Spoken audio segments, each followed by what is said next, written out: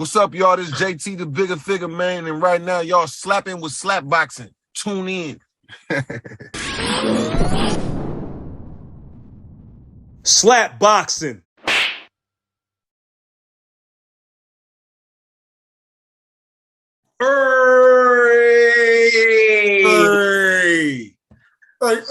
Hey, man, what it do, man? Once again, it's SLAPPZ, slap boxing, man. You could call it a podcast. We call it a slapcast, you know what I'm saying?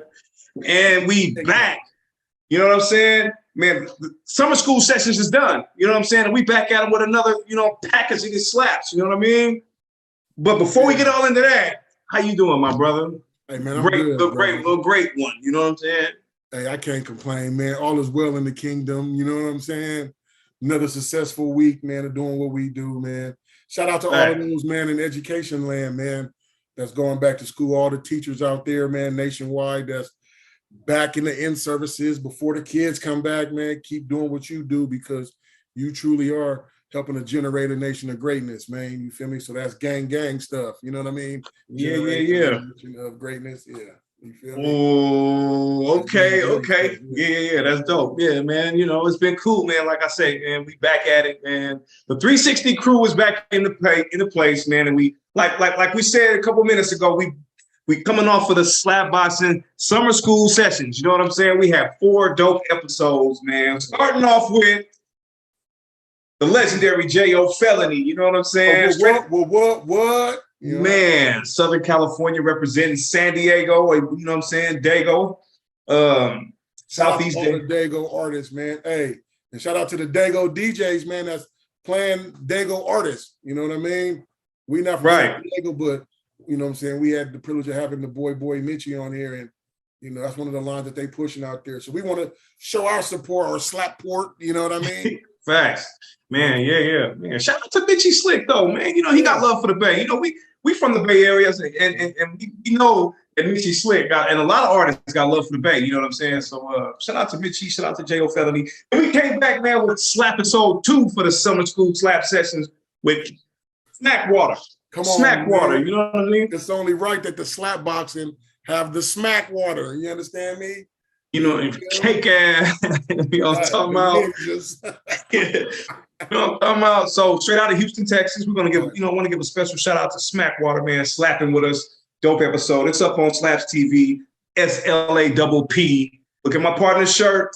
Check out the hoodie. We got the 2 P's. Everywhere you see slap, when you see the 2 P's, it's these 2 G's. You know what I'm talking about?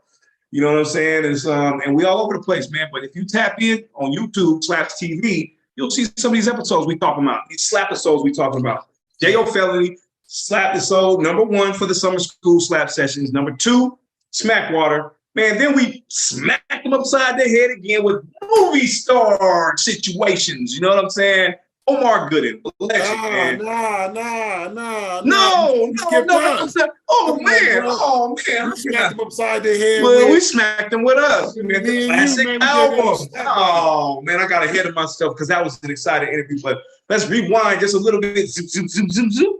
Hit that rewind button on your tape deck, man. Let's get back to the classic album slaps. Starting with the East Coast, man. What did you slap, man? What was your album that you slapped? With a classic album, man.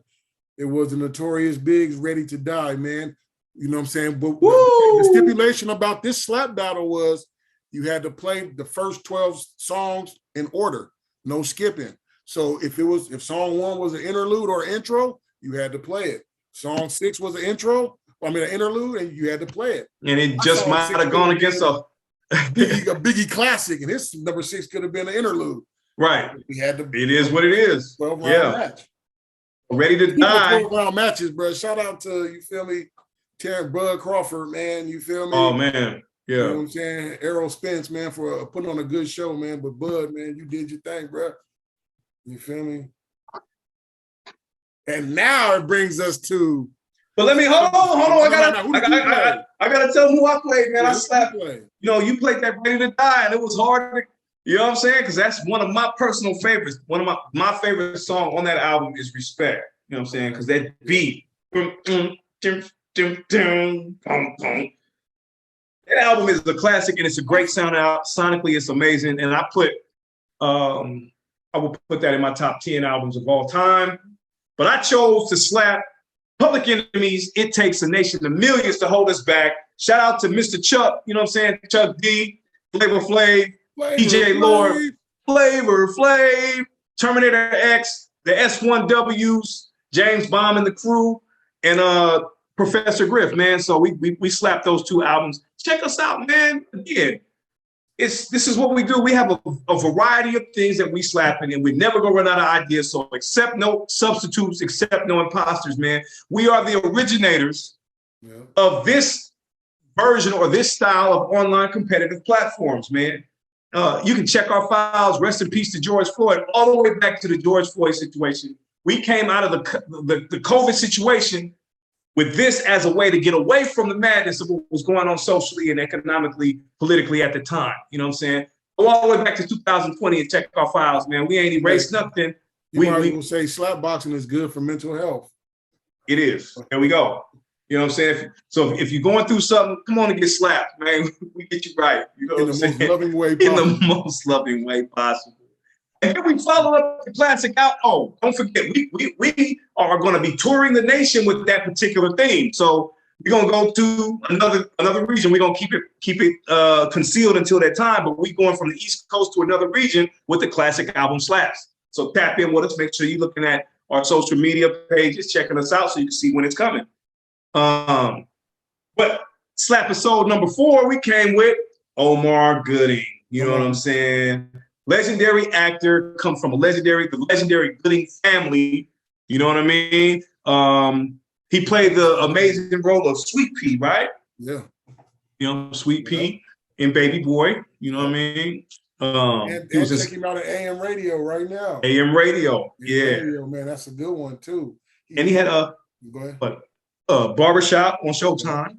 The TV show, yeah. And I mean, you already know, hanging with Mr. Cooper if you're from the Yay. You know, yeah. Smart guy. Smart guy. Man, shout out to Mark Curry, man. He's still active, doing his thing. Shout out to Oakland, man. Yeah. Hey, Mark, when you come on the show, bro, I've been trying to get you, man. You know what I'm saying? Come slap with us, brother. Man, get sideways with us, man. We, you know. And that's what we've been doing. And you can check us out on Twitter, SLAPPZ. Check us out on Instagram, SLAPBoxing with 2 P's. Check us out on YouTube, SLAPPZ. You can hit us up on our email if you have any ideas that you would like to share. You might even get your idea as one of our next slap competitions. You know what I'm saying? Hit us up at slapboxing.com. That's SLAPPBOXIN at gmail.com. Hey, but did you tell them who you was, though? Man, today I'm slapping, man. I'm slapping. I'm your international homeboy, the incredible DJ 360, a.k.a. Slapboxing 360, a.k.a. Mr. Before I Slap Go, Slappy Beverly and Mays. You know what I'm saying? Yeah, whoa. You know what I'm talking about? Yeah, that's a good one. Man. And who are you slapping ass today, man? Hey, man, you know what I'm saying? It's the boy, man. Slapboxing greatness, man. A.K.A. Slappica Bambata. You know what I mean? You feel me? Because you saying a salute to 50 years of hip hop, man. Oh, man. There we go. Slappica Bambata. Man. Speaking of 50 years of hip hop, man, we just got through a couple weeks ago. Y'all check our social media pages, man. We tapped in with Souls of Mischief. We was out there in H-Town for their 30th anniversary, man. They still celebrating. They got 93 cities that they're touring for the 50 years of hip hop. It's their 30th anniversary of 93 Till Infinity. 1993, 2023, man. Amazing show. What was your favorite? What was your highlight of that show, man? Man, I ain't gonna lie. Well, I had 2 points where I was like, yeah, when they performed, you never know. Yeah. Hieroglyphics, yeah. And then, of course, when they did, 93 Till. 93, yeah. Because that took me back all the way to, again, growing up in the Bay, you feel me? When that came out, that song was big, you know what I mean? Huge, maybe man. You want to dial to 7 digits and call her Bridget. A Bridget. Call her man a midget. You know what I'm saying? That's how you know how old it is. He said dial to 7 digits. Right. He had to put the area code. Down, right. Exactly. You feel me? Yeah. The highlight for me had to be when they played Cab Fare. That was a song that sampled Taxi. Yeah. You know what I'm saying? Because I remember my homeboy had, when I was in California, in the Bay Area years ago, I would say mid-90s, around 96, 95, 96. I was working at Foot Action at Ceremony Mall in Daly City, California. He came to the store. My coworker came to the store with that song on a white tape. It was one of the dubs. You know what I'm saying? He said, man, check this out. Then I put that in my tape deck at the house and I kept playing that song. Like Biggie say, I let my tape rock till the tape pop. Yeah. Cab Fair, you know what I'm saying? Shout out to Souls of Mischief. Y'all will always be Bay Area hip hop cultural legends, man. And you got it right here on SLAPPZ. We bigging them up, giving them their flowers, man. So, man, speaking of 50 years of hip hop, man, what is a moment in hip hop that you attach to that you can say, man, I remember where I was when this happened. Fill in that blank for me, bro. Man, to keep it real with you, man. I mean, for me, bro, it's kind of on the sad tip, though. Okay. I remember when I was when we learned about Pac. You know, right? I mean? Man. But I was like everybody else, like, oh, all right, he gonna be okay. He'll be all right. He'll be all right. Yeah, but like, oh, again, all right, he gonna be cool, bro. And then when they was like, nah, it was like, what? Nah, Pac, not Pac. Then you see the picture of him in the car where he just looked like, help me. You feel me? Yeah. You know what I'm Yeah. Type deal, you know what I mean? Right. So, it was him. It was him. Yeah. Suge shot me. Yeah, man. That was 1996 and 97 were devastating years in hip hop. And, you know, because I remember when Biggie, not long after Pac died, I remember hearing him in the morning on KMEL with Sway and King Tech. Well, it wasn't King Tech. It was Sway and Rennell, the morning show, Breakfast Club, man. And Biggie was on the radio, man. I said to myself, why is this brother out here so soon, man? You know what I mean? So it was a trip. But that was a monumental time. But let me see. For me, I don't know, man. There was a bunch of times in hip hop where I could say, wow. I think going to my first concert, man. My first hip hop concert. Who was it? I think it was Ice Cube. I think it was, no. It was Too Short and the Dog Pound. Back in like 95. Too Short and the Dog Pound performed in San Jose. And I drove from Frisco to San Jose and saw Too Short and Daz and Corrupt, man. And it was dope. So I remember that moment. When girls got to scrapping and, you know, they weaves came out and whatnot. And you know, but hip hop is a great thing, man. And I'm glad you got that name, SLAPPZ Bambaataa, man, because he was, you know, one of them ones, a pillar. You know what I'm saying? You had Grandmaster Flash, Red Alert. You got Kool Herc, Africa Bambaataa, man. What you think about not Soul Sonic?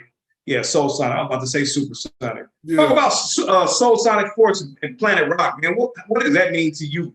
Like, how did that song impact your life, bro? I mean, again, bro, you got to remember, I grew up listening to music. So when you think about the likes of Funkadelic Parliament, you know what I mean, George Clinton, you know what I mean, with the costume, so to speak. And then they came out with that, but they wasn't singing. You know what I'm saying? Right. A whole nother hype. So it was like, oh, it's some extra. You know what I mean? So, you know, and then back then, I was trying to be a break dancer back then. Yeah. So I was, you know what I'm saying, spinning on my back and my head, all that. You know what I mean? Yeah. Yeah. So yeah. Facts. Not Africa Bambaataa was, you feel me, huge as far as me wanting to be involved with music and all that kind of stuff. Man, you got bit by the hip hop cultural bug. You know what I'm saying? And it's resonating with you to this day, man. And I mean, if we think about some of our past guests, man, we've had some hip hop heavyweights on the show, man. Between season 1 and season 5, we've tapped in with a bunch of people that are not strangers to the show, starting with our big homie, Kool Rock-Ski of the Fat Boys. Salute. You know what I'm saying? Salute. Rest in peace to Buffy, the Human Beatbox.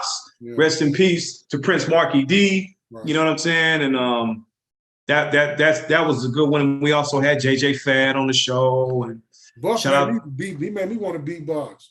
Yeah. It was Buff. It wasn't, you know what I'm saying, Dougie Fresh and all that. It was Buff. Yeah. Because he was more of a, you know what I'm saying? Right. Dougie was more the, you know what I'm saying? Like he was breaking it down like that though. You know Yeah. what I mean? Yeah. So 2 different variations. It's all about how you cut and scratch, you know what I'm saying? Exactly. Thank you. Yeah. Speaking of cutting and scratching, man, we're gonna have some DJs on the show, and look out for our first slap boxing DJ competition. You know what I'm saying? Coming soon. So shout out to the DJs. If it wasn't, and everybody should know this. If you don't know, do your history. If it wasn't for the DJ, there would be no hip hop. Facts.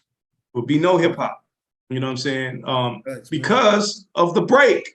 Break dancers would get on the floor and break because of the breaks that the DJ was playing. It would be a 2 or 3 second break on one side. They would get the same exact record, put it on the other side, and let the break continue by going back and forth. Hence the break boys, B-boys, you know what I'm saying? Mm-hmm. So when you're break dancing, you're actually dancing to the break that the DJ extended. So that was the early introduction to sampling, you know what I'm saying? Yeah. Since you asked about moments though, I think of another one though that was big too though. Okay. So, you know what I'm saying? It was more recent though. It was when so a couple years ago, you feel me? Nip was doing the Victory Lap tour. Okay. And he was coming out here, you know what I'm saying, to Texas and whatnot, you feel me? So I was like trying to get people to go with me, like, come on, man, let's go food. And everybody was like, nah, man. So I ended up going into that on a solo mission. You feel me? I went to that on a solo mission, bro. It was all good. But then like it was crazy because like not too long after that, you feel me? Man. Bro was out of there. Like didn't that happen to him in March? Yeah. March 30th or something like that? Yeah, so I think the concert was in February. Wow. Yeah, because you know, appreciation month. Right. You feel me? So yeah, bro, that's why, it was like that. So I was like, man, I'm glad I got a chance to go. You know what I'm saying? Now let's talk about Nipsey Hussle for a minute, man. I don't know the words to say, man, because he was too important to the culture. He left through scandalous means, you know what I'm saying? Yeah. Again, a young entertainer who was more than an entertainer. I feel comfortable putting him in the same conversation as Tupac. One, because they died too early, you know what I'm saying? Yeah. Before they were 30 years old. Yeah. They gave us so much content, and they were both super smart and intelligent people where if you didn't know that they rap, you could still listen to them and get some good game from them, man. And I remember when he hit the scene, I don't know, early 2000s, he had a song called Hustle in the House, and he sampled the Michael Jackson song that Criss Cross and them sampled too for Jump. I Want You Back? Yeah. So, man, rest in peace to Nipsey Hussle, man. Rest in peace to Nipsey Hussle and all the fallen soldiers that we lost in the game, man. So it's one of them times, man, where we got to really be safe and be careful out there. You know what I'm saying? To everybody out there who wants to be a rapper, just make sure you understand that you're signing up for one of the most dangerous professions out there, especially in 2023. You got to know what you're doing. Be conscious of what you're saying on the mic, because you know you're gonna get tested. Your gangster gonna get tested when you go on the road. You know what I'm saying? And we don't want to lose anymore. We lost too many already. Shout out to Scott LaRock. Shout out to Pop Smoke, Nipsey Hussle, Tupac. The list goes on and on, man.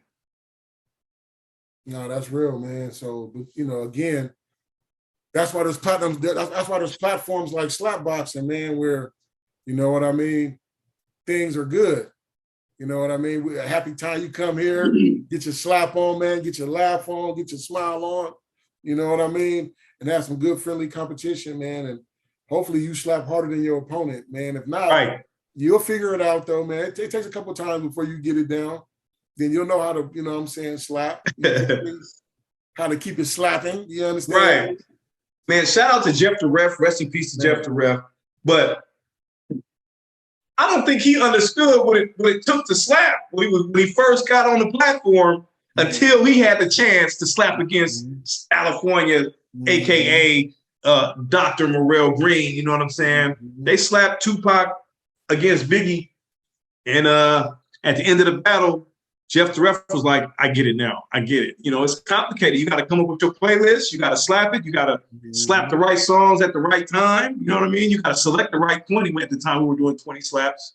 Yep. And you got to be able to talk your stuff while you do it. And you got to talk your stuff. Yeah. Entertainment, man. You know what I mean? Yeah. So people are not going to vote for you. The audience is looking to be entertained as well as musically entertained, but you know, so they want some feedback from you.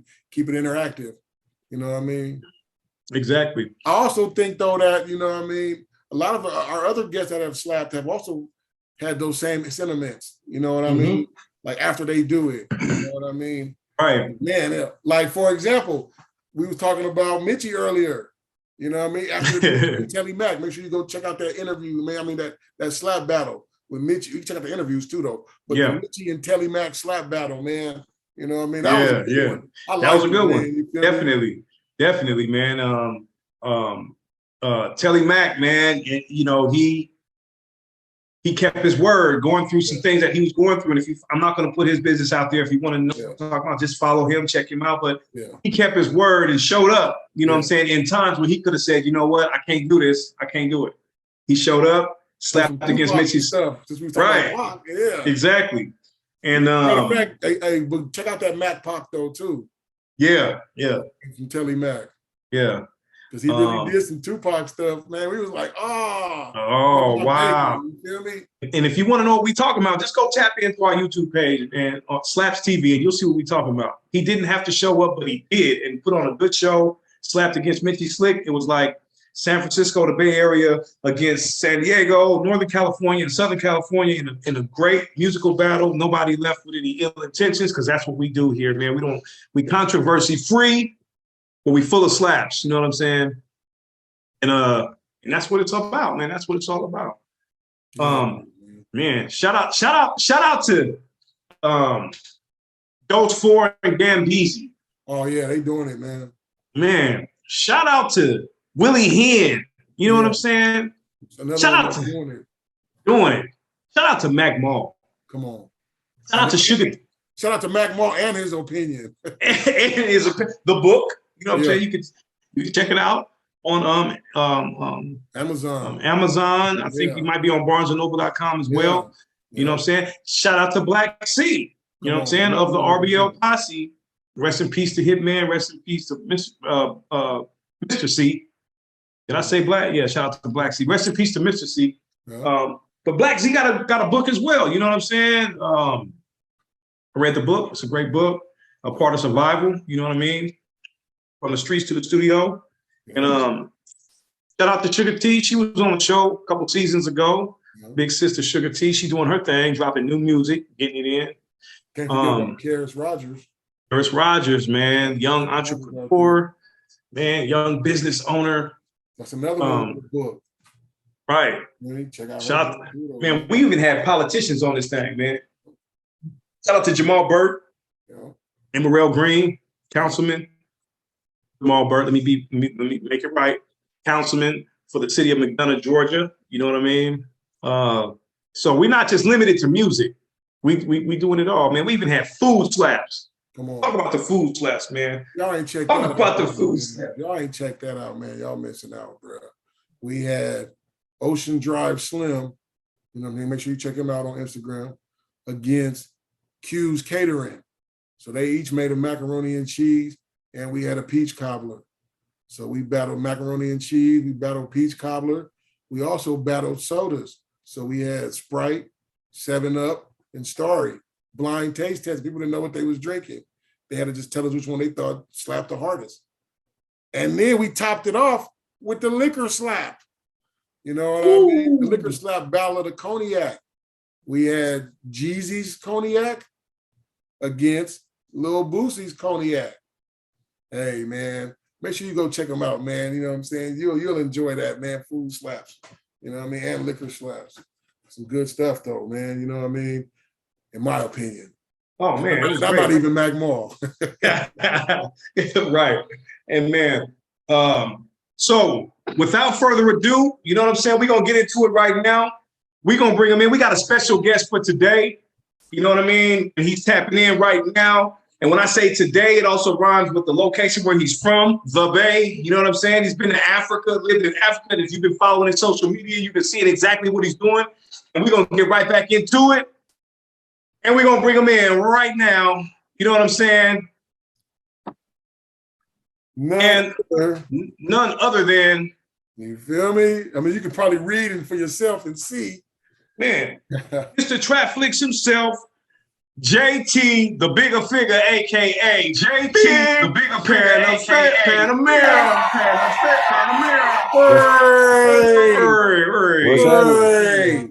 Man, what's happening? What's going on with you, brother? Salute to the Fig, man. Man, I'm over here working on some graphics and editing on the iPad. You know, basic game shit and we'll be making. You know what I mean? What's happening? Man, speaking, we want to thank you for coming on the SLAPPZ platform and slapping with us, man. This is a monumental moment for us. You know what I'm saying? Because somebody we all looked up to, we still do. Now you sitting before us. Thank you for your time, brother. Man, nothing but love, man. You know, this is something we've been talking about, so I'm glad that we could finally get it done. You know what I mean? Thanks. Appreciate that. Appreciate that. All right, so listen. Before we get started, we're gonna ask you the number one question we ask everybody on the show, man. You being a world-class producer, what defines a slap song, man? What defines a slap to me is the drums out the gate.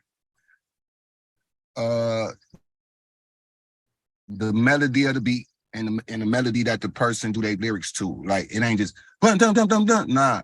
Little melodies, little different little shit that make you remember the song. You know what I mean? So that's what's a slap to me. A slap is something you could hear one time and you could kind of remember that song. Like, man, I want to hear that again. That bitch kind of was sounding good. Right. Yeah. Right. So that goes right in line with what our definition of slap is right here at SLAPPZ. We broke it down to an acronym, SLAPPT, superior lyricism and perfected production. Okay. You know what I'm saying? And so once you had that beat, the lyrics, and you got it EQ'd right, you slap it, and it's so like you say, something you can remember. There you go. Something you can remember, bro. That's a real slap. Like, nigga, that bitch hitting. Hey, but let me tell you something. We were just talking yesterday, and we said, yo, don't you know JT put together a song with no drums and it still slap? What song was we talking about, bro? Yeah. Come on, man. You can say JT. I think it was the song I did where I was on J Diggs' head. I think that's the one. No, that's the only song I can think of I ever made that didn't have no drums. I'm gonna play it right now. I'm gonna play it for you right now. Couldn't do it. Said he couldn't do it, man. It's one of them ones though too. He was mad. You feel me? I'm already gigging. I ain't even heard it yet. But I hear it in my head though. You feel me? Yeah, but I'll put it up in a second. But stop till we major, man. I mean, that was a song that it was all keys, melodies, and the lyrics. And it was a perfect marriage. So look. No stop till we major. 1992. Yeah. Yes, sir. 1992. Niggas kept saying JT couldn't do it. To the top and don't stop till we major. Yeah, that to me was I mean, at that time it wasn't no albums really dropping for niggas to say you can't do it. But in my mind, niggas thought, because you know, I used to steal cars. I wasn't a big gangbanger or I wasn't a big dope dealer. Like, I sold a little weed, I sold a few rocks. I never made no money off that shit, you know, like the other niggas did. So when I started pursuing music, it wasn't really popular. Oh, you a rapper? You trying to be a rapper? Because it wasn't, nigga, we only know Ice-T, Ice Cube, you know, Too Short. You ain't got no record deal, nigga. So that's where that song came from. It came from that type of spirit. You ain't on no label, nigga. You ain't got no money, nigga. I'm like, shit, me, I'm finna do it. Fuck that. I'm finna do it, nigga. Fuck what y'all niggas talking about. Come on, man. When them keys drop though.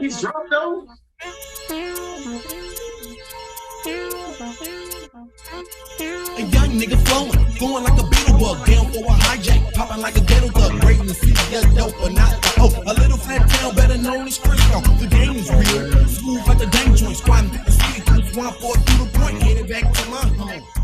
Talking to her on the cellular phone. Hey, So go ahead. The So we same know song was so big. Oh my gosh. Oh shit. That's crazy. Nigga played that one. That's one of them ones though, bro. You feel me? That's one of them ones. and I was also saying to my partner greatness, man, I've never heard JT bust a whack verse. You've always been in a specific pocket your whole career where everything you spit is like you don't waste no bars. So talk about the effort you put in and the creative process you put into writing your lyrics. Well, I mean, from that song right there, I would say it was just trying to get my point across. It was, I made that beat too. Yeah. So, Right. them drums, them little sounds and all that little shit. Like, I think by me making my beat first, then I made a rap. So I was a producer first, then I put the lyrics to the beat.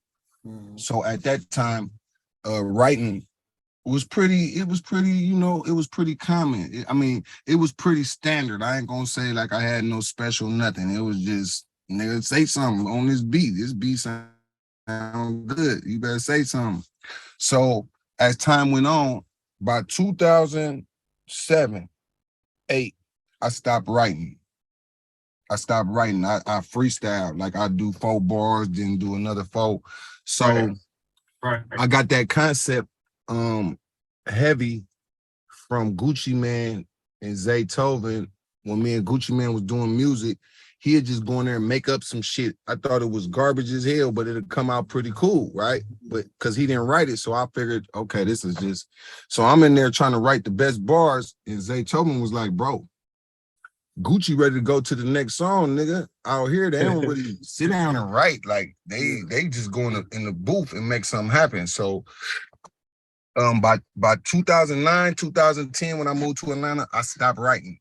Cause I'm like, nigga, I gotta just do like Zaytoven taught me, nigga, you better feel the beat and go in there and do a few bars at a time.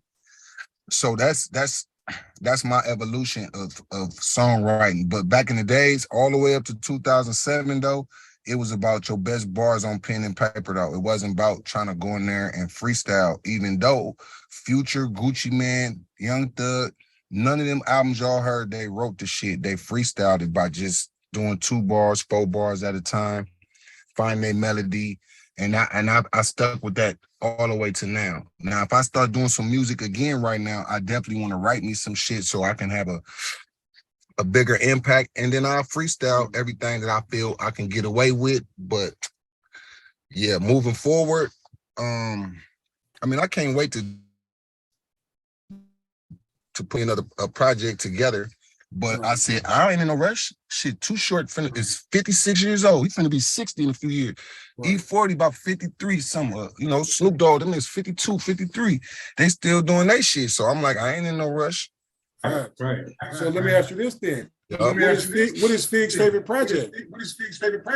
That he's done? You feel me? Man, that's kind of hard to say because I really don't think I have a favorite. Okay. I made so many albums, man. Right. I just did a show in Fillmoe, man, or coming together show. I didn't know none of the lyrics. Oh, only song I knew was Game Recognized Game. That was the only one I knew. Everything else I lip sync. Yeah. but everybody else knew their lyrics though. I ain't know myself. I bullshit, but I was like, shit, let me just give the people what they want, man. They want to see us together. They want to they happy to see us. So I knew still how to give a good show. That's what I did do. I still did. And that was huge for hip hop though. That was huge for us just seeing that though, man. Just seeing it. If we never talk again, if we never be seen together again, I'm okay with that. Yep, I'm okay with that. I'm okay with that we could end it on a piece. Yep, Yeah, we could yeah, end it on yeah, a piece. yeah, Because We when was the last time we you did the concluded gym? at the show. Oh yeah. That's right. Yeah. But prior to that, Oh, no, I had it. you had to do it there. You had to do it there. Oh, you say what? You say which one? I said, when the last time you did it outside of that show? You know, you in film on brother, you gotta get low. Let me think, man. I don't know. I don't think I have. Yeah. Yep, I can't even front. Nah, hell nah. I can't front. man. You know, we kind That of was a follow good a similar thing, path though, man. When we was out there, Oh, you man, say what? we left Frisco, man. We left Frisco, man. You know what I mean? We went from Atlanta to now we in Texas. Seeing you make that same transition, how would you say life? Was different? You know what I'm saying? Because we, from Frisco, from the west to the south, how was it different for you?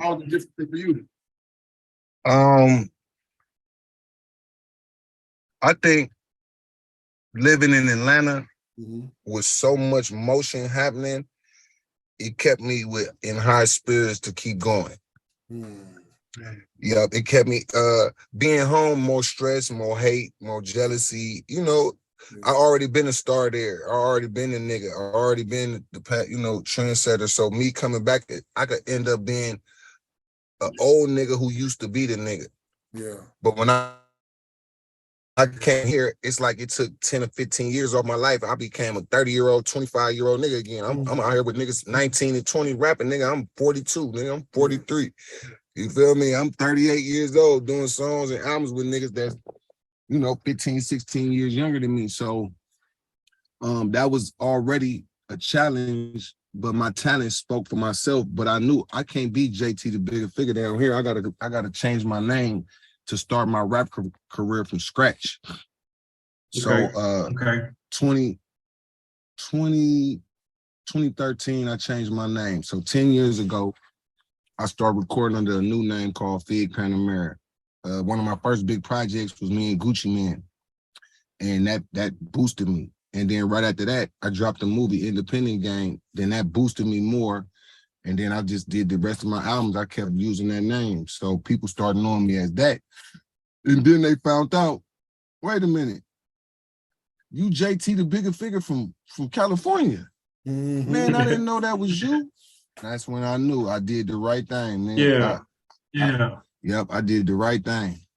Man, you've always had a forward thinking, like a progressive, head of the game mentality. What's the root of that? Like, how do you keep that going over damn near 35 years? Wanting to pay my bills independently. So I have to create something new to be something new, because a nigga don't want to hear about last year when you was the nigga or 20 years ago. That's great, but what do you have right now? Because if you ain't got right now, then you're not in the game. So that's where making movies and doing promo and software, just doing other shit that to keep me going. In the Bay Area, I started a magazine. I sold food.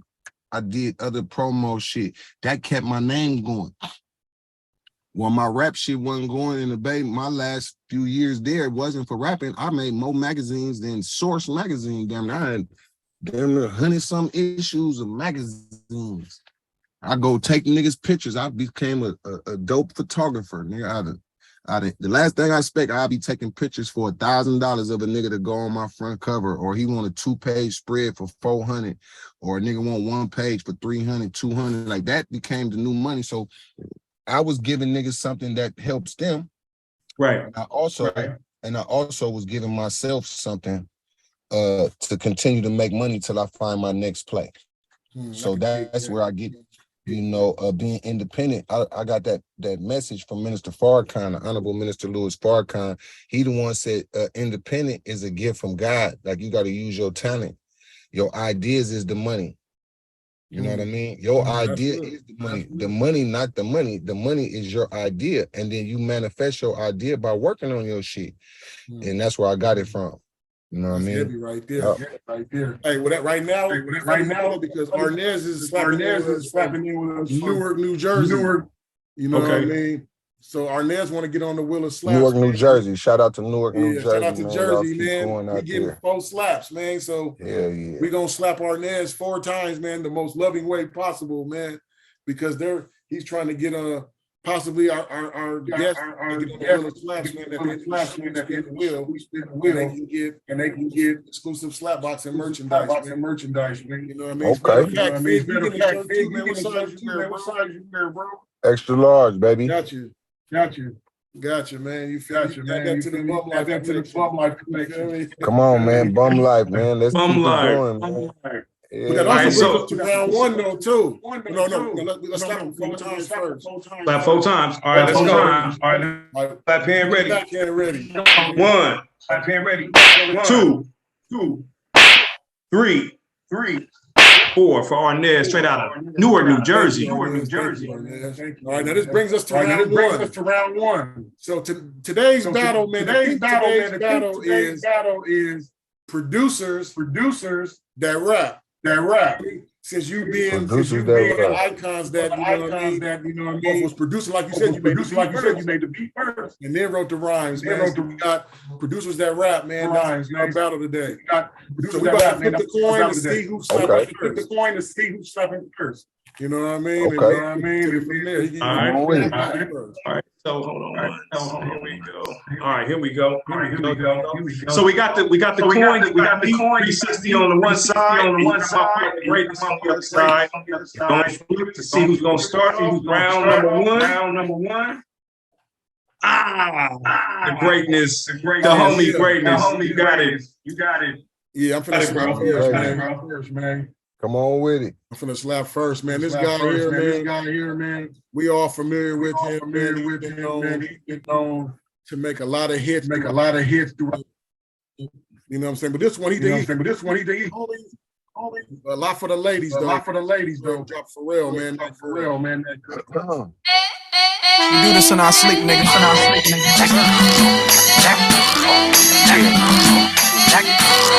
You ever been in love before? I wanna holler at you, man. You know it's hard for a player to admit that sometimes. But I'ma spit that sometimes. You know what I'm saying? Hey, P, give it to me one time, nephew. There's something about this girl, man. Around the way. Never try to hold back your feelings, but I just wouldn't say. But when I finally found the words to say, I wanted to run away. You can try to run and hide and then back at the friend. Can't lie, several it's sure that hurts when it comes to repetition.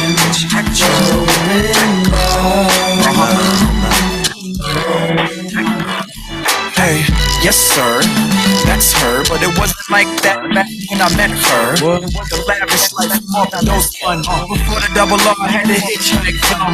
Her friends didn't like niggas like us, but I arrested the coochie and the feelings got caught. Spider web sex must have got caught up, but there's more to it. I remember once saying this shit on the peons. Let's go to Vegas and watch Celine Dion, make them see what we on. Yeah, man. You know what I'm saying? Shout out to Pharrell, man. That girl. Hey, you came out the gate swinging, huh? That's for real though, right? Yeah. You talking about Pharrell, the big producer, right? Yeah. Oh, so okay, so who you say made that? I thought you said somebody else made that. No, I said Pharrell. Oh, Pharrell. Okay. Pharrell from Neptunes, you know what I'm saying? That's him singing on it, rapping on it too. Okay. All right. Okay. So you came out with that, man. So look, I'm an old school cat. You know what I'm saying? I'm wearing donkey ropes and carrying on. I'm gonna go back to the '80s on mine. And I know y'all gonna understand this one. And we're gonna take it back to one of the original producers of hip hop getting on the mic. You know what I'm saying? Let's do a little something like this. Come on with it. All right, hold on. Yeah, let me get that. Figga, you can turn your light. Yeah, there you go. All right, here we go. Yeah, man. So we're gonna take it. We're gonna do a little something like this. Because he played for real. I'm gonna come back slapping with this. Yo, man, there's a lot of brothers out there flaking and perpetrating, but scared to kick reality. Hey, you've been doing all this, yo, producing. You had a chance to show them what time it is. So what you want me to do?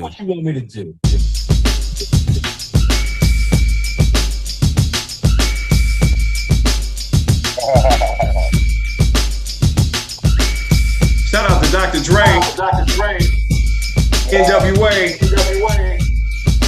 Express yourself. Come on.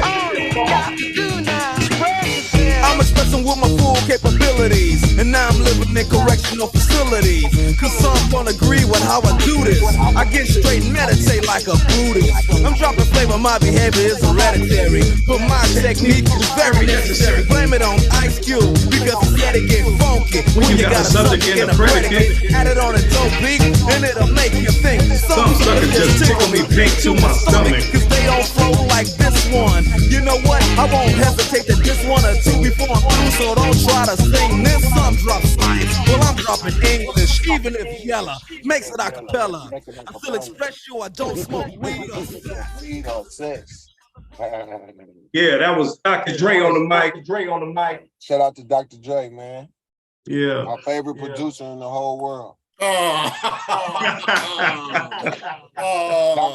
Dr. Dre, my favorite producer in the whole world, and Zaytoven number 2. Yeah. Hurry to the Zay.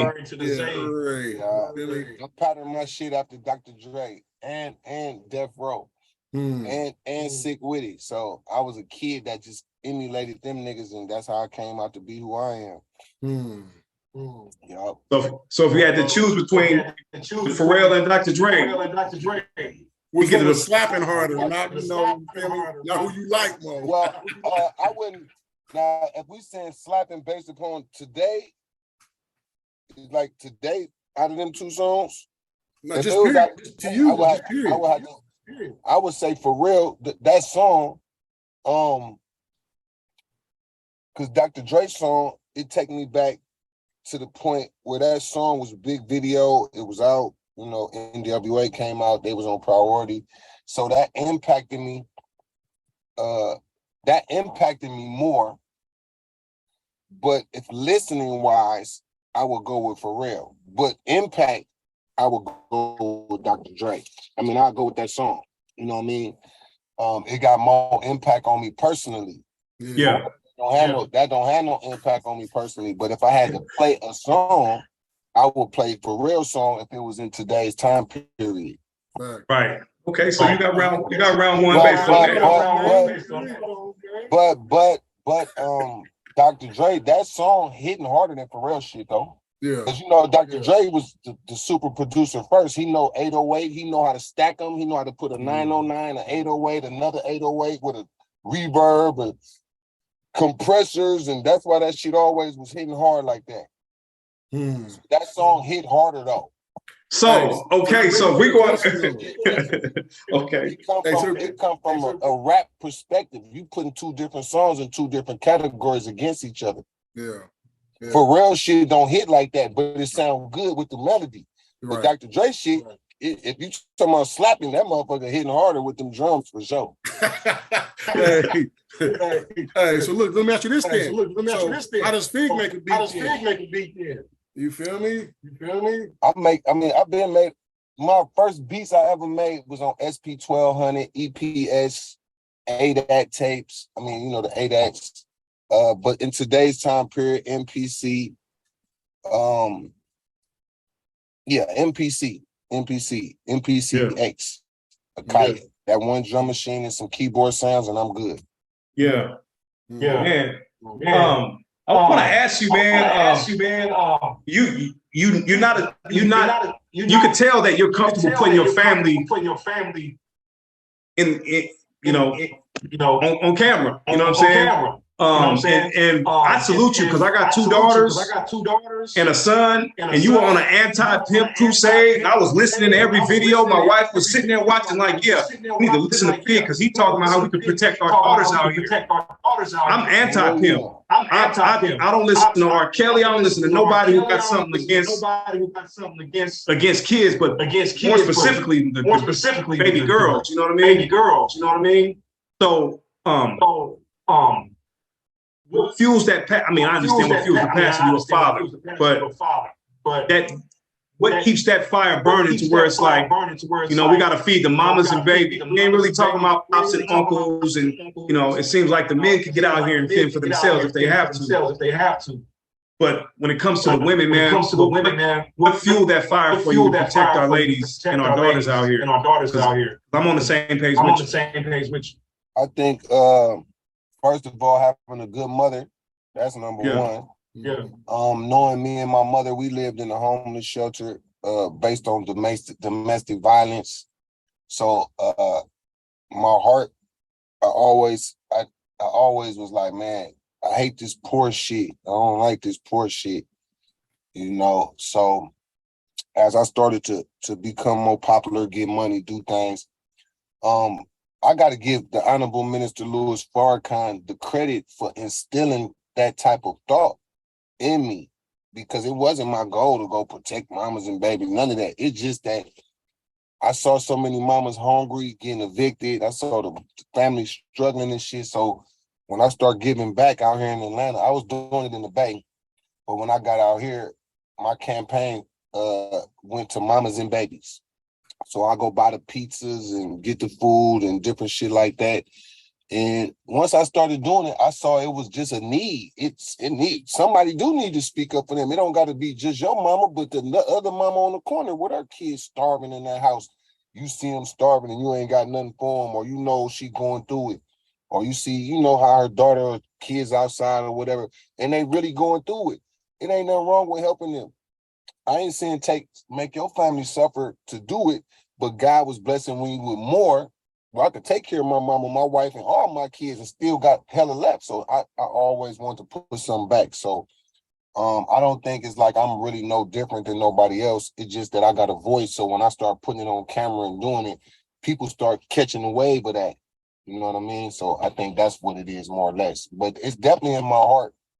I got two daughters, you know. I got two sisters. I got a mother. So I'm you know, I'm connected with the females through that. Yeah. And you know, man, this shit, it's evil out here, bro. It's worse now than when I left to go to Africa. This shit evil out here. And don't nobody care about helping nobody else. So I wanted to be known as that. I wanted to be seen as the person that look out. So that's how that went. Yeah. So what's the coldest piece of game Fig ever been given?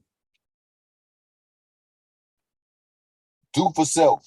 The Honorable Minister Louis Farrakhan. He said, when you born, don't nobody owe you. Your mama owe you some breast milk. Okay, yeah. Feed you. Okay, yeah.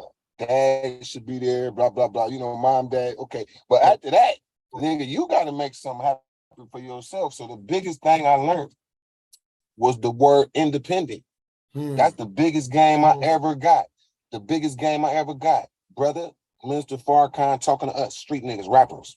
You don't have to sell dope, brothers. You don't have to distribute drugs to destroy your people. Why don't you cook a kilo of yourself instead of a kilo of coke and crack? You could cook a kilo of who you are and what your God-given talent is. That's the biggest game I ever got in my whole life. Come on, man. 30 years later, I never had a job. I've never been on government assistance. I never got a PPP loan. I never got, you know, Section 8 housing, none of that. I had to do everything for me and my family. So I thank God for the talents he gave me.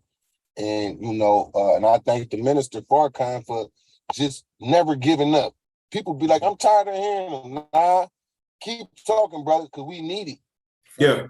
Because you have to make your vision come true. You got to make your dream happen. The whole Black community waiting on the white man, waiting on Section 8, waiting on welfare. waiting to steal something, lie, kill a nigga for his shit, all of that type of stuff. When in reality, we just don't know. We come from God and our God-given talent to take you all the way where you're trying to go. But that means you might got to stop selling weed. You might got to stop pimping bitches. You might got to put your crack down, or, you know, quit selling your pills, or breaking in houses, breaking in cars. Like, that's tools of the devil. Fuck it, I got to eat. So once you get to that certain point, you're going to do what you got to do. So I'm not saying that. But we have options. Motherfucker gotta quit acting like it ain't no, man, it ain't nothing. I gotta steal, kill, rob. Nah, nigga, you choosing that, nigga. Right. You the one doing that, bro. You telling yourself that because it's the easiest way out. Take another man's shit. So, you know what I mean? So how does Figg like maintain his mental health? Like you say, we all going through it, man. So how do you, especially in an entrepreneur role, like how do you take care of your mental health, bro? First, I gotta say prayers. Of course. And then second, my wife and my children that I gotta take care of. I can't get weak. Yeah. Snap up out of the not feeling well. I got betrayed so many times by people I helped to look out for. I didn't help niggas, they didn't got on, left me out. So that could cause a problem. Within myself, I'm pretty sure it bothered me some to a point. But then the bigger part of me, like, shit, nigga, that come with life. Yeah. Don't nobody owe me nothing, so let me bring the minister back in here again. Don't nobody owe you nothing. Whatever you want, you gotta go get it. Just because you working with a nigga and he take flight, don't mean he gotta take you. True story. The biggest situation like that is a nigga named The Game, the rapper. When I found him, nobody cared about him. But when I finished doing the JT packaging and all the shit that I done, then that's when they came and got him. And he acted like he didn't know me. So that I felt the betrayal, like, damn. Nigga, I started Black Wall Street, but look how God gave it back to him. Okay, you stole it from me. You cut me out and said that you started it, not me. Okay. Then he never had an artist successful on Black Wall Street. He never put out no rapper you can name that come from Game right now. So his whole shining and all that, it was selfishness just for him. And I said, well, I don't want to be him, because I still got a chance to be on top of the world. He already been to the top of the world and came back down to where we at. So as of right now, he got 13 million followers, but that shit ain't doing nothing. If he reaches out to JT, are you open to have a conversation with the Game? And you know, possibly make something. Yeah, he'll have to reach out to me. I wouldn't call him for nothing in the world. Hell no. Yeah. I wouldn't, because I mean, what is it? It's really nothing. Right. You didn't give a fuck about me, nigga. You never even gave me a shout out, nigga. You never invited me on tour. You never looked out for me. You never sent me $20, nothing. So that's why I got the albums that I did. I got the money off that. Yeah, and we've been, you know, SLAPPZ been following, you know, the back and forth on Clubhouse with certain cats and you know, just kind of following. So we don't want to, you know, the story's been told, so we don't really want to keep going and rehashing stuff. But we understand what's happening, man. And we got, you know what? The reason I brought him up, I was sharing with you a situation, and there's been many more. Yeah. Where I personally picked him.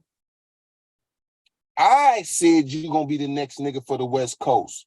Before Dr. Dre, anybody ever met him, I say this nigga is him. So my effort to help bring that to life, I say I don't got the fame or the money that came with what happened for him. But I'm thankful that God blessed me to still be here, and that's just part of my resume.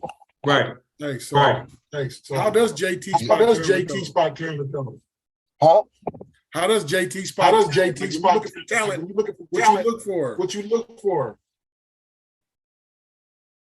Like, what did he have that? What did he have that? What did he have that made you be like? That's him. The way he looked, his bars, his voice, and he was coming out of Compton. And I just finished putting Daz Dillinger on from Long Beach. So I'm like, nigga, let me get me a Compton, nigga. Now I got Long Beach and Compton, nigga. Within 2 years, I was with Daz from 99 to 2000. Then 2001, 2002, I found Game. Then Juvenile came in 2001. Yeah. So me and him, when he left Birdman, me and Juvenile was together. Yeah. But Finding Talent,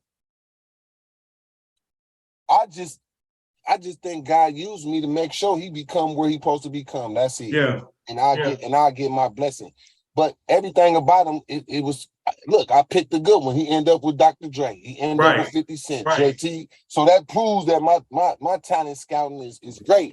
Right. But ever since then, loyalty is the biggest problem with finding talent. So that's why they came up with something called a 360 deal to lock your ass up. If you sign this, nigga, you can't never go nowhere, nigga. Man, I'm gonna keep it real with you. I was gonna sign a contract with a particular company, but not long before I signed that. I didn't sign it. And not long before I got to the table with this particular company, saw the video you were talking about. Look for perpetuity. If you see perpetuity in there, man, turn away from the table. And so because they know you don't know. They know exactly. You don't know. In perpetuity means forever, man. Ever. Right. Ever. Right. These songs are with me in perpetuity. They could have said these songs is with me for life, but they don't use that. You right. In perpetuity, we got 50,000. You like, okay. I'm not saying them as bad deals. It's just long as you understand what you signing, don't be mad later. Don't be mad later if you sign that contract, nigga. Because you know when we need money, bro, we sign some shit, bro. Come on. Niggas gonna sign some shit. Especially if your mama, your family's in a situation, you want to get them out, you gonna do what you need to do. Man, nigga is gonna sign what he need to sign. So I'm not telling nigga don't. But when you still got some power, then you just don't sign it because you already know, like, I don't think I should sign that one. I want to, but nah, they talking about holding on to my masters or my publishing or, you know, whatever that thing is that scare you away. Facts. But speaking of holding on to, man, we got Clifton. Man, we got Clifton in from Jackson, Mississippi. He getting 5 slaps. Get your Mac hand ready, man. Give him 5. Give him 5. Come on with it, man. Come on with it, man. Who's Clifton from? You said Jackson, Mississippi? Mississippi, yeah. Okay. Yep, shout out to Jackson. I fuck with them. Yeah. All right, so here we go. Ooh, hold on. He ducked that one. Here we go. Oh, he ducked it. That's one. 2, 3, 4, and 5 for Clifton from Jackson, Mississippi. Shout out to MS. So, man. Here we go, man. Round 2. Round 2. Here we go, man. Round 2. All right, man. You got me, bro. I had Drake queued up next. I ain't gonna lie. You got me with that. But I got something for you, though, bro. I even tripped though, man. All right, this one right here. I mean, you know, everybody wants to be a gangster nowadays, man. But no, I'm not. Oh, okay. Oh no. It's not y'all. And we got some new shit. What we say? Fade the world in this motherfucker. That's right. Huh? Check it out. Fuck what you heard, baby. I'm DJ Quick, whether on TV or in these streets, I'm still the shit. I went from drinking hate song and making demos to drinking Hennessy and Chevys, still in the back of the limo, getting my issue in life. You can't hate that, and when I tell you about yourself, nigga, you can't take that, cause y'all be cross-faced. If you don't understand, you got a side and I got one, but you be also clear to see what's in my hand. Yeah, but that's cool too. I guess my money on the double, that's what I do. Kick them big bubbles and avoid trouble, hoes to choose, with nothing to lose. And a million motherfuckers wanna be in my shoes, but you don't understand. Beyond the parties and cheers, I've been broke my whole career, breaking free with my peers. All the 96 and 5, the new double F, before the 20,000 mile mark, I gave it to 6. I can never post a you if my nephews ain't got it. Feel a jump man, Cortez, yeah, I'm coming out the pocket. Put my money in the pocket when I'm around, cause there's a difference between being a thug and being down. Bang, bang, bang, to the boogie, bang, boogie, bang. Fuck what you saying, nigga, you a gangster. Nigga, you a gangster. Nigga, you a gangster. Bang, bang, boogie, bang, to the boogie, bang, boogie, bang. Fuck what you saying, nigga, you a gangster. Nigga, you a gangster. Nigga, you a gangster. Man, you already know. That's a good one. That's a good one. All right, shout out to Quick, man. So, all right. So I'm gonna come back. You know what I'm saying? I spent a lot of time at myself. You know what I'm saying? Shout out to the Lil John and the East Side Boys, man. What's happening? What's happening? Hey, boy, Lil John. What's up, Phony? What's happening? What's up, Sean Paul? What's happening? Got that E40 on there. It's about that time now. Turn this thing on out. Now let me see everybody do this. Hey, let's go. Do you still? You can do it all by yourself. Let me see you do it. Let me see you do it. Hey, snap your fingers. Do you still? You can do it all by yourself. Let me see you do it. Let me see you do it. Hey, snap your fingers. Then rock with it. Do it. Go drop with it. Do a step with it. Put your hips with it. All my ladies, let me see you put a twist with it. You can't do it like me. Yeah, Lil John and the East Side Boys, Snap Your Fingers, man. Featuring E40 and Sean Paul from the Young Bloods. Yeah, that's my guys right there, man. So you saying what's hotter out of them two? Yep. Yes, sir. Yep. Yes, sir.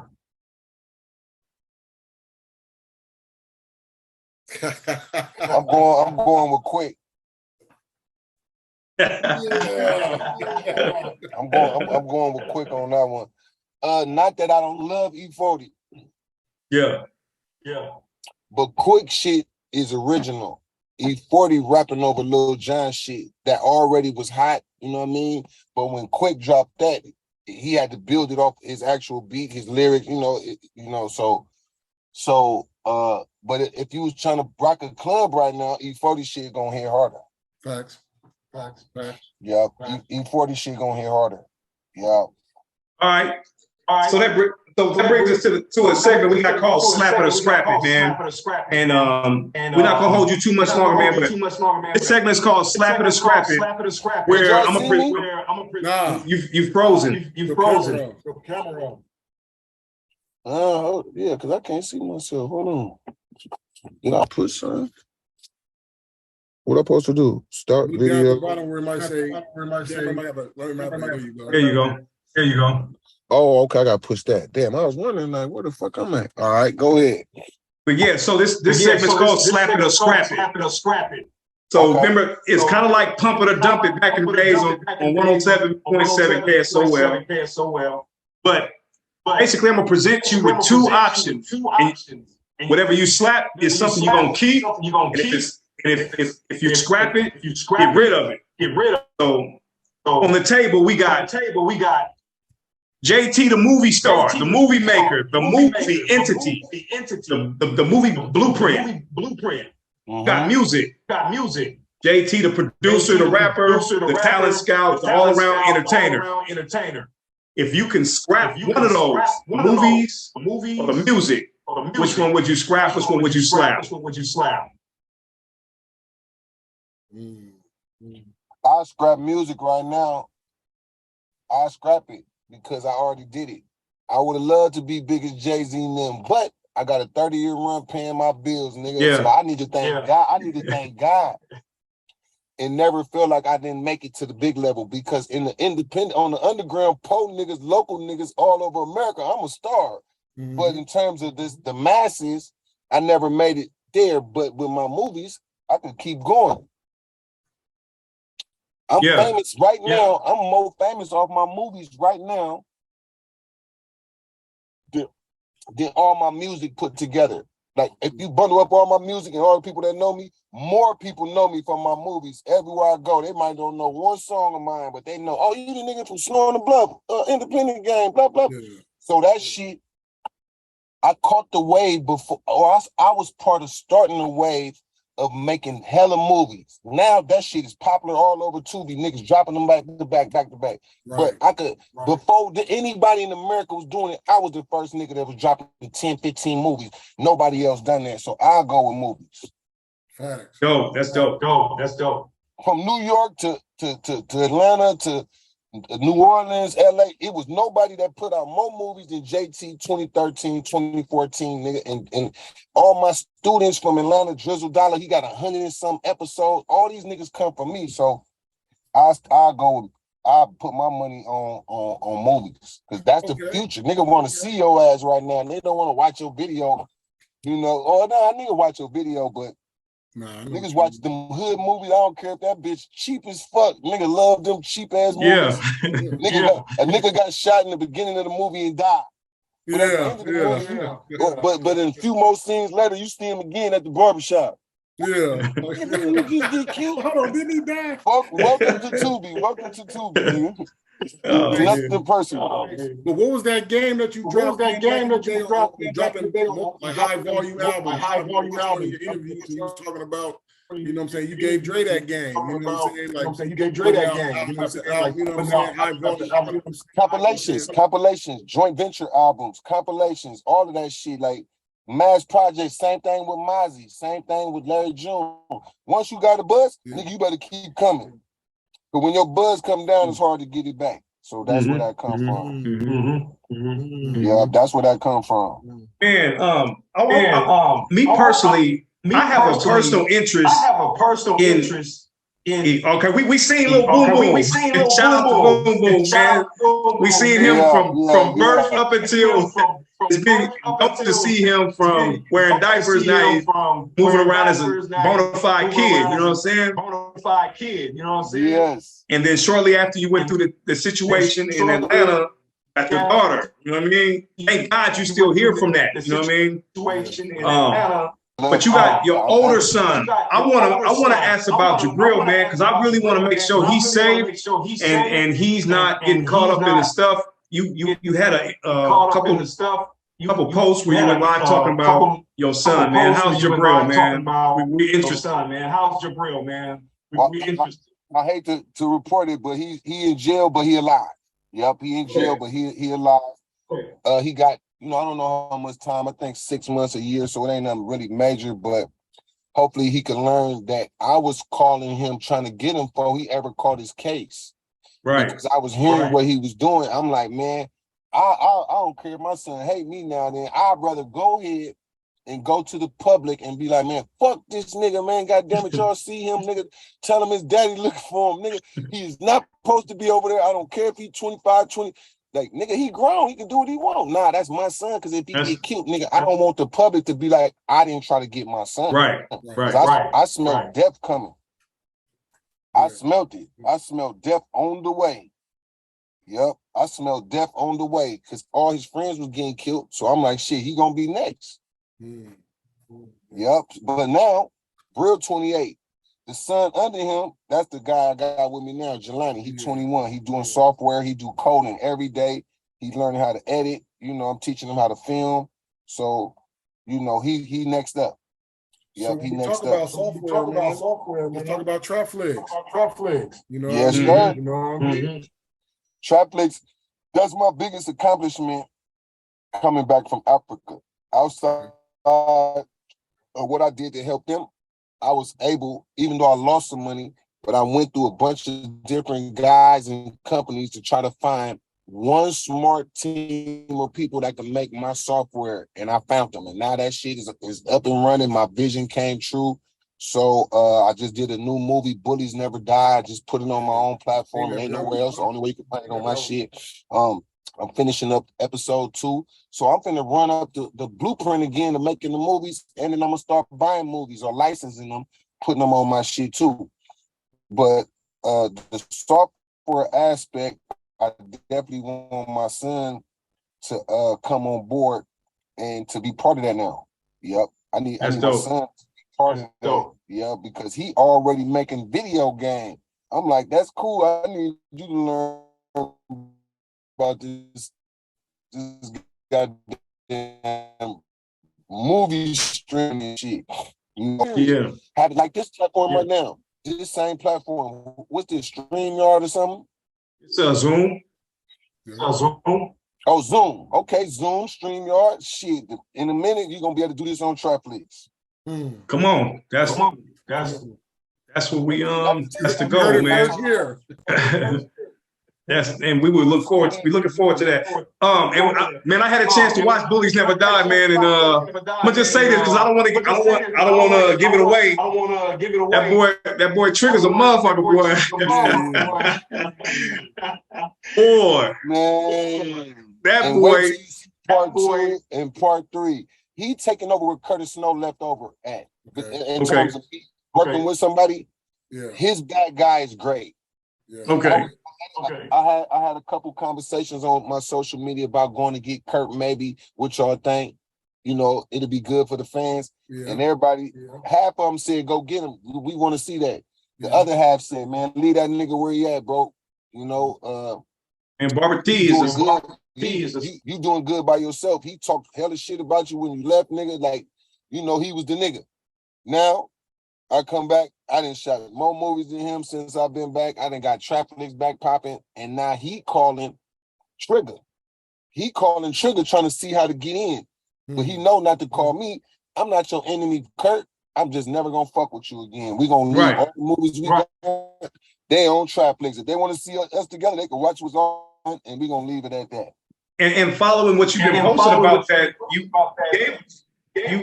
you gave opportunities to have get the business right. And it's documented. You know what I'm saying? It's documented, man. You know, you can't be mad if you think this shit ain't gonna work and then you just cash out. Cause if you do that, then you gotta live with that. Yep, you gotta live with that cash out. Cashing out is cool sometimes, but if you've been part of some nigga and it's all about jealousy, is why you don't wanna, or why you feel like, you know, you want to go your way, cool. But why talk crazy about a nigga who helped you, though? You know what I mean? So it's just a good learning experience, I think, not only for him, but for me too. Like, all money ain't good money. Go make you a new star. I can make a brand new star from scratch. Yep, I know how to make a nigga star from scratch. Because right now, Trigger name popping right now as we speak. As we speak in Atlanta. It's a big buzz about the movie we just shot and the new one that he's doing right now. Yeah, he's a good actor, man. Barbara T, right? Barbara T, man. Man, he kept that movie rolling, man. He delivered, boy. I'm so happy about it. I'm so proud. But I know what he can do because he in my first movie. He been in 4, 5 of my movies. So if people watch, they can see like, oh, that's the same dude. Now he the star. Yep. So now he's the star. Then, brother, like really, like so what parallels do you see between making movies and making in the music business? In the music business, telling stories is the same thing. One, you using tracks that you put in audio. The other one is tracks with visual. So I'm telling my story by filming one scene at a time. That's how I made Bullies Never Die. If you watch that shit, it's a dice game. We done in 30 minutes. Go to the next scene. We at Grandma's house. 20 minutes. Go around the corner, talk to the pops. Another 20 minutes. Okay, go over here. I'm gonna go talk to the people on my land real quick. All that shit happening in like 2-3 days, just fucking around with an iPhone, and that's the movie that people like. Imagine that. So let me ask you this then. So is there really a difference between like the filming that went into like Beware of Those and then the movies you're doing now? Beware of Those. I wrote down the story a little bit more. Where I actually wrote some notes and try to follow those notes. It was on 16mm camera. We had lights. We had microphones. So it was harder to do that shit. It took a whole year to make that movie, but these movies I make now 2-3 days. So doing Beware of Those when Master P did I'm About It, I just followed behind him with Beware of Those. So that gave me elbow room to create something different, especially when my studio got stolen in 98. By the end of 98, coming in early 99, I had a movie. So I was popping because everybody want to see the fucking movie. Yeah. That shit put me on the map because even Snoop Dogg told me, nigga, I got your movie from VIP, nigga, at the store. The record store. So my name was popping all over. Hell yeah. Yep. Now I've been popping this shit, man. You know what's so crazy? I'm about to be 50 years old, God willing, in November, right? So I said, I got a few months left to give it my all, using 30 years worth of knowledge to guarantee by the time I'm 50, which is only a couple months, that I bust the right plays, nigga, where I could be on going into my 50s. Like, you know what I mean? Like, I'm not out here just hustling no more. Like, I hit my big bag.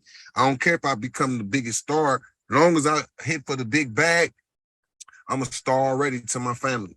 Right. Hell yeah. Fuck that bullshit, you know? So that's my goal right now. That's why I came back from Africa too, because I'm like, shit, I'm about to be 50. I ain't finna be hustling the same way, doing it like I used to do. Hell no. Nah. That was one of my next questions before we go into hurry up round. and run this goddamn. I'm sorry, go ahead. No, go ahead. Well, I was gonna say, man, is there any return to Africa coming at any point? Because I remember you saying you ain't going back to Africa till you rich. So maybe once you turn 50. I'm definitely not. Let me say this. Africa is going through changes of trying to get their freedom. Black American over there, you're gonna get some love because you spending money. You American. You got more than average person in the whole country. So you're gonna have people pretend to be friends like America. You're gonna have people that'll fuck over you, that'll, you know, backdoor you, all type of shit that I didn't go through a lot of that. It was the key points that I did experience it, and I was like, shit, this ain't no different than America, nigga. I cut your ass off and keep on moving, because at the end of the day, I have to do it on my own. But my new vision, though, right now, is 20, 30 acres in America, house right there, a lake somewhere connected to my land, is paid for. I got RVs. I got other people, families moving on my land, paying me $500 a month for their RV to be there, $1,000 a month. I don't know. But see you pushing RV homes. See you pushing RV homes. Yes, sir, nigga. I did it before. I lived with my family on them before, so I know how much money you save and how happy you be, and just like waking up by the lake over here. Next time we might be over by ocean or in some park, or you know what I mean? Like, I just like that feeling of being able to turn that motherfucker on. All right, we going to Texas, or we finna go to Chicago. I went to Chicago with my family. Like, it's just a great experience of being independent, because hotels, expensive houses, expensive apartments, that's not my vision. That's not my vision of coming back to America. So I bought me a great bus. It's sitting out there in San Francisco waiting on me right now. When I go there, that's where I'm gonna be living at. I love it. I got my flat screens, great bed, great shower, great kitchen, great living room, plenty space for everybody. So it's like having your own house. Shit, it's like goddamn in the house. Yeah. Hot shower, nigga. Cook your food, nigga. Goddamn it, man. Listen. So yeah, I'm going that route, man. Tara, man, we got Tara real quick from Bakersfield, man. Tara, Bakersfield tapping in, okay. Got two slaps, man. All right, Tara. Yeah. All right. Let's get the most loving slaps possible. Let me see. All right, here we go. Ah, she keep ducking. Hey, you feel me? 1, 2 for Tara. All right, thank you, Tara. And this brings us to the last round, man. I got something for you right now, man. You know what I mean? Producers. I gotta redeem myself. At least I gotta redeem myself. I think I'd be remiss without playing this one. Yeah. I'm torn, man, but I'm gonna go with this one though, man. This is one of the ones that I'm torn, man, but I'm gonna go with this one, man. This is one of the ones that, man, you know what I'm saying? This guy's a rapper. It's nostalgic, man. You know what I'm saying? This guy's a rapper. You know what I'm saying? Tracks, you know what I'm saying? So this is on an album that you can probably relate to.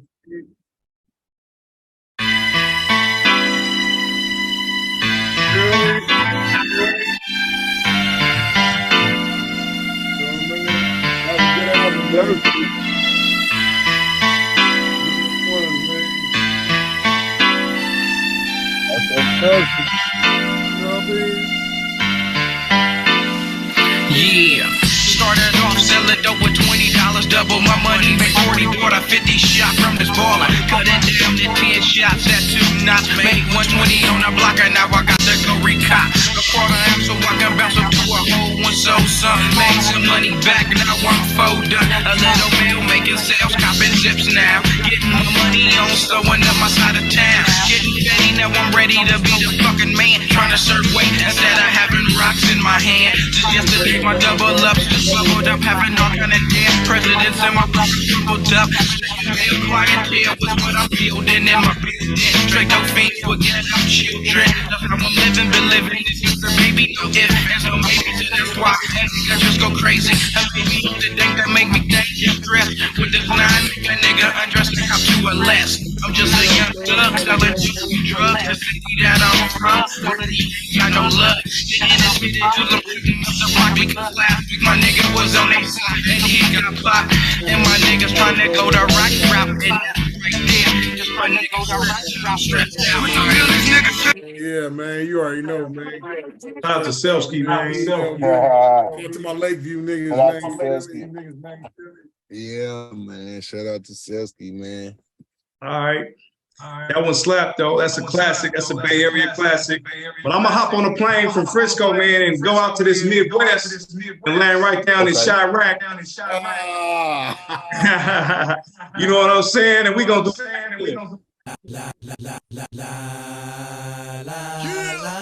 Wait till I get right.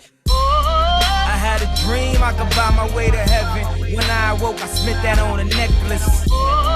I told God I'll be back in a second. Man, it's so hard not to act reckless.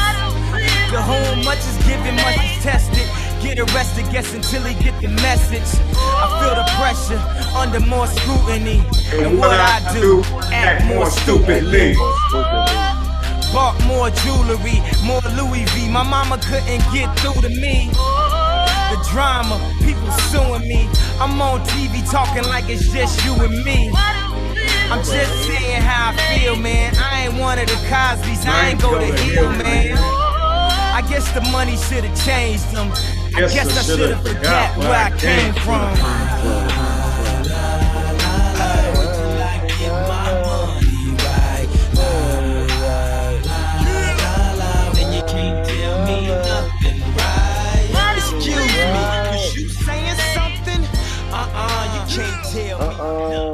Tell me nothing. Tell me Kanye nothing. West, man. Tell me nothing. Yeah, so we got Selsky stressed out and Kanye West can't tell me nothing. Round 3. Nah, Kanye got that. Yeah, it's all good. Good Yeah, one. it's all good. Yeah, he said so. Shout out to Selsky. Yeah, shout out to Selsky. Hey, Selsky just made the top 30 some artists. I didn't see my name on there. I ain't even say nothing. I'm like, boy, that's their opinions. You know what I mean? Because when you weigh out what's the best artist or who's the top or the most impactful, nigga, I made the most impact out of all them niggas. Out of every nigga they name, I got the most impact. Yeah. Because they all my students. They all my students. I'm E40 and Too Short student. After them, I can't say I'm Mac Dre student. I can say I'm a Mac Dre fan and supporter. Yeah. But when he got out of prison, I was his teacher. He wasn't my teacher. Right. You feel me? Right. Yeah. So, but everybody in the Bay, nigga, had to learn from me. So what influenced if you got a record label, and you independent and you ever pressed your shit up, nigga, you got that from me. E40, Too Short, and them, and whoever else came. But I was the first young nigga that had a whole 10 albums out in 94. I started in 92. By 94, nigga, I had 10 albums out. Yeah. I produced all them albums in my mama house. I brought E40, Master P to my mama house, nigga. Who else came? Black Sea, them, Cool Nut. Yeah, the Rebel. Totally Insane. I mean, you name it. You feel me? I was the young whiz kid. I'm an artist. I make the beat. I'm putting up the money. I'm the manager. I'm the engineer that mixes the sounds down, nigga. I'm the only nigga in the crew that got a driver license, nigga, to get us around. So I'm not saying I'm better, but I made the most impact. Nah. Yeah. So shout out to Selsky though. You know, I ain't gonna get in them little battles of who better and all that. Nah. Yeah. My journey not over yet. The streets know. Hey, you teased us though, Fig, a couple years ago, man. You teased us with a game recognized game by the mechanic. You feel me? Yeah, it didn't impress me. bro? It didn't impress me. I spent the money and never used it. I'm like, this don't impress me. It didn't take me to. I think I'm gonna end up making it myself. Gotcha. I think that's the only really the right way. Even though somebody did call me and say they wanted to remix it and ask my permission, I was like, man, do your thing. I ain't, Man, that So- was hard, though. So can I play this? I'm gonna play you a song, Fig, and you tell me what you think, man. I'm gonna play a little snippet. All right? Because we connoisseurs the music, you know what I'm saying? So we kind of know what's happening. I'm gonna play this.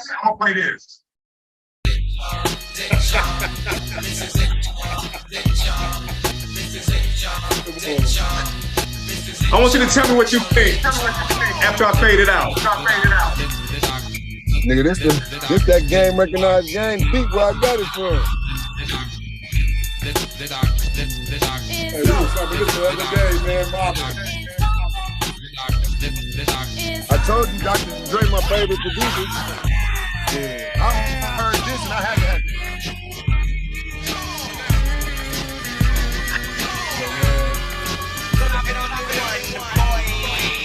A little something for the brethren with intellect to truly understand it. It's like a message from the one who's getting candid. Making a mark on the strength with rhyme ain't like nothing. When you're pumping something and bumping, did it. Yeah, So so this remix, when I got that remix, I practiced on it all day, figuring out what's the notes to this bass line. Boom, boom, boom.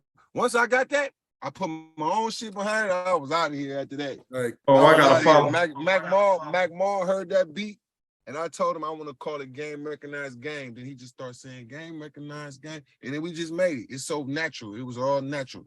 Within 2 days of me having that beat made, I was in Crestside picking up Mac Mall, bringing him back to Fillmore. He wanted to be on my shit. I didn't pay no money. Then I put the scratching. That was you scratching? No, that was my partner, DJ Ira. He did it for me. He brought his turntable. I say, I need to put a scratching on here so I could be like New York. That's the only reason I did that, because I want to be like New York, where they be having on you know, kind of like Mass Appeal. Like, what you think about it? Yeah, like, just the whole DJ element. So I think all those elements made me, that's why that song still is played to this day on a big scale in the Bay Area. Warriors Because I games. put the right elements at the right time. It's an anthem for the Bay. It just is nowhere around it. You know what I mean? Like that. Yeah. That's a song that's gonna keep going. It's not gonna stop until the Bay's gone. When the Bay gone, then that song could be gone. But as long as the Bay there, that song will continue. I see it continuing another 20 years. It's one of them type of songs. It captured the moment. All sports teams going to play it. The football players, the basketball players. It don't matter. Any sport in the Bay, that song is coming on in the stadium. That's what makes it true story. That's what makes it. That's the definition. You could play that bitch today and it still sounds just as good as back then. Thanks. Well, look, man. Thank you, though, man. I want to thank you, Fig, for coming on the show, man. You've inspired. Man, hey, look, I'm happy to be here, man. I want to give y'all. You've inspired Hustle Hard, you know what I'm saying, University. You know what I'm saying? We've been doing things based on, you know what I'm saying, the game plan that you've laid out, though, man, as far as hiring the homeless to help pass out stuff. You know what I'm saying? Feeding the homeless, feeding the mamas and the babies. Get the blessing and get the help. You getting blessed and you get the help, because they going to work harder than any of your niggas you know right now. Facts. Hey, niggas used to be like, man, JT got a van load of bum niggas, they smelling and I'm like, man, I don't care what y'all talking about. These niggas want to hold my sign till from the sun up to the sun down. And I've never met, if I'd have knew this in the Bay, I would have never been dealing with regular niggas to help me promote. I just didn't know until I got out here when I was feeding them and showing love to the homeless. Some said, why don't you ask him to help promo? The DJ want to get paid. In Atlanta, you got to throw money to strippers. And you want your song played, all this shit. I'm like, I can't buy my way top, but nigga, I could show goddamn invest into the homeless nigga, and I'ma just go buy hella billboards, nigga.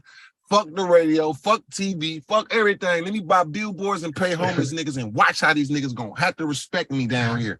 And that's exactly how it happened, bro. That's real. Yep, that's exactly. So, and I just met one of them again yesterday. I ran into him, bro, and I was so happy to see him. I'm like, damn, you was one of the main niggas holding my shit. He like, man, I'm ready to get it back going again. So I got his number. So if y'all see me with the billboards, I might do it one more time. The life-size cutout, standing on the side of the road type shit. Yes. Yeah. Yeah. And there's plenty homeless people now. If you thought it was homeless people back then, nigga, it's way more homeless people now. Yeah. Way more. Yeah. Yep. So much love to y'all, man. You know, keep going. Keep your eyes on Trapflix. I'm gonna be dropping more content on there. And also, I could tell y'all guys this, you know, make this announcement. If you guys want that same app that I got right now, I'm doing like Bill Gates with Microsoft. He started doing deals with other companies so they could use Microsoft on their computers. That's how he became the biggest bit, or other shit too, but that was his first big shit that was getting 20 million, 30 million, 40 million, 100 million, 500 million. It came off him. He like, fuck that. I'm gonna share this shit for a number, and I'm gonna let everybody else get it, and they could give me a royalty, or you know, however the deal went. So with Trapflix, having your own platform is very expensive. So now that I've already paid for one, I'm gonna go ahead and put this platform. You buy your own domain name. You go to GoDaddy, pay for your server, and I'll put this shit on your shit. You will be an owner. It'll be a flat rate fee. And then you just pay the guys in Africa the 200 a month or whatever to change this and change, you know, do the upgrades and all of that. But I said I'm going to do that. So if you guys want to fuck the game up one time, I have presented this to maybe 6 people, 5 people so far. But by you guys having this, if you had your own app right now, that'll just give your name for your program, something that's yours, because your money based on how many subscribers you can get. Then for people putting their stuff on there and different things like that. So just owning it is the first step. It's like buying a piece of land. Your name is the land, your domain name, your trademark. Okay, now you got that out the way. Now you start building content. You start grabbing motherfuckers, because you could build up your own app and get way more money off 50 to 100,000 subscribers, people who download your shit, than YouTube, than Instagram, than Facebook, because it's your shit. Right. Mm-hmm. That's why Tubi let niggas watch it for free. But if you don't want to watch the commercials, then you pay the subscription fee, nigga. If you don't want to pay subscription, watch it for free, but the commercials coming on. That's the blueprint that I'm doing with Trapflix. So I'm offering Trapflix app to y'all with your name on it. You know, get you the codes, connect you with GoDaddy, boom, transfer. Because I say I want to put Trapflix to as many companies as I could this year, also to help other niggas have their own platform. And I don't mind bringing mines to the table to kick it off, because pretty soon I'm gonna have a new app. I don't know exactly what, but I'm going straight software. And for my 50-year-old life, I see software and real estate. I make movies too, but I'm not gonna be focused on making them myself. I'm gonna just be hiring people to do the movies I want, like Tyler Perry. Facts. Man, y'all heard it right here, man. It's an opportunity to get the app. You can have your own your platform that you can have your programming on. That's going, you know, your platform that you can have your programming on. That's going, you know. Yes, man. Yes. So, and just put that in the, you know, put that on the shelf as a thought, because y'all might say that shit. You know what? We might do need our own fucking app. Straight up, it's hard. Yep, it's hard to get that shit done. That's why you don't see a lot of niggas with it. You see Donald Trump had to make him one. He got tired of goddamn going through it with Facebook and Twitter. He like, fuck that. I think his shit called the Truth Hour or some shit. Some shit. Man. Yep, he did that though.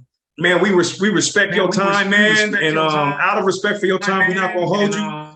Before we go, man, we gotta take it back to the 90s, man. And we get a JT the Bigger Figure drop, man. This is JT the Bigger Figure, and I'm slapping with slapboxing. You know what I mean? If you can get closer to the light, if you're willing to do that. I'm slapping with slapboxing. Okay. What's up? What's up? We right there. Yeah. Is that good for you? Yeah. What's up? What's up, everybody? This JT the Bigger Figure, and right now y'all slapping with the slap box, man. Keeping that shit knocking, man. Let us know what's happening. You dig? Matter of fact, let me do one more. All right. It's slapping with slap. Or how you say it? Slapping with slap. Slapping with slap boxing. Like slap boxing. Like. Slapping with slap boxing. Right. That's how I go. Right. Okay. What's up, y'all? This JT the Bigger Figure, man. And right now, y'all slapping with slap boxing. Tune in. Here it is, man. Yes, sir. Man, we appreciate you, man. Much, all much, right, y'all, man. Much, and y'all have a good one, man. We appreciate you, man. Much. Hey, man, to y'all too, man. Until we meet again, man. Keep pushing. Salute. Salute. Yeah, man. That was JT the Bigger Figure, man. Legendary. We here, man. You know, slap boxing. That's what we do. You know what I mean? Once again, I'm your international homeboy, the incredible DJ 360. Man, it's the boy slap boxing greatness, man. You feel me? And we signing out. And like I say every time, man, you could have been anywhere in the world. Yep. But you decided to slap with us. JT the Bigger Figure and all the rest of our guests we had over slap boxing's career, man. 5 seasons, going into season 6. Summer school slaps. This is what it is, man. So without further ado, until next time, you know what we want y'all to do? If you wanna play to win, come slap with us. Dope prizes every spin. Come slap with us. Cash app a couple dollars. Come slap with us. And if you wanna slap harder, come slap with us. If you wanna play to win, come slap with us. Dope prizes every spin. Come slap with us. Cash app a couple dollars. Come slap with us. And if you wanna slap harder, come slap with us. Slap harder though. Slap harder though. Slap harder though. We slap harder though.